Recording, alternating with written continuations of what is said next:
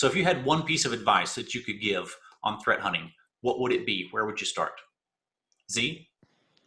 Um, Personally, because it's what I like, I think for me it's very important on knowing where are your gaps, because maybe the threat is in front of your face and you are not seeing it. Imagine that you think you are monitoring 100 machines, but you are not getting the log of the 25%, and you don't know. So you're going to be blind, thinking that you are covering something that you are not covering. So for me, it's very, very important on finding gaps by doing simulations, by looking for that your sources are healthy, that they respond on time. So simulating attacks, doing attacks in the network for seeing your detections are triggering, and see if the rest of the threat hunters are finding that piece that you planted there, for example. Yeah, I would actually push back on that a little bit, because I think Z missed a critical point, right?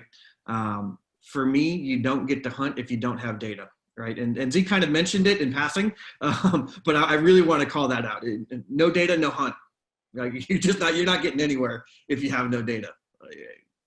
So, the collection, whether it be logs, whether it be the deployment of a security vendor tool or capability that generates data and allows you to interact with it.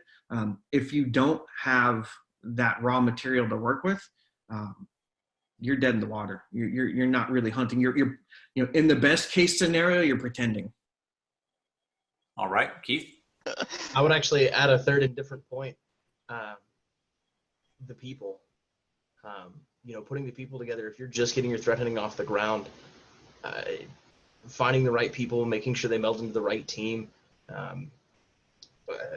In my experience, if you don't have it, you're dead. Because Andre made a great point. You have to have that data. But if I don't have the right people to review it, then it's not going anywhere. Z, you also made a great point in that you have to have those pieces, but without the team in place, I don't see it coming together. So that would be, not only working on making sure you have the right talent, but making sure that's a team that goes together and works together.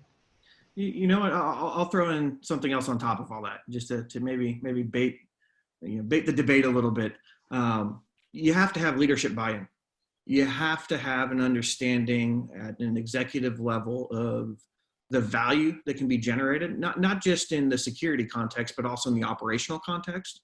Whether it's identifying a misconfigured firewall or router or software application or whatever, you have to have that communication and lobbying up to executive leadership to kind of get that buy-in, to get the adequate resourcing to set forth the recruiters, get the data feeds you need, buy the tools and capabilities you need. So I would kind of offer that up as well.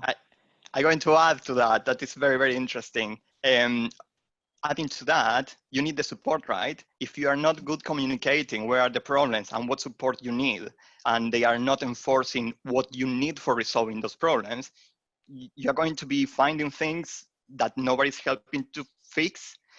So you need to have the support. You need to be good communicating the problems, explaining why that is bad for the company, what could happen with that, what are the risks, and you need to have the support for resolving those problems.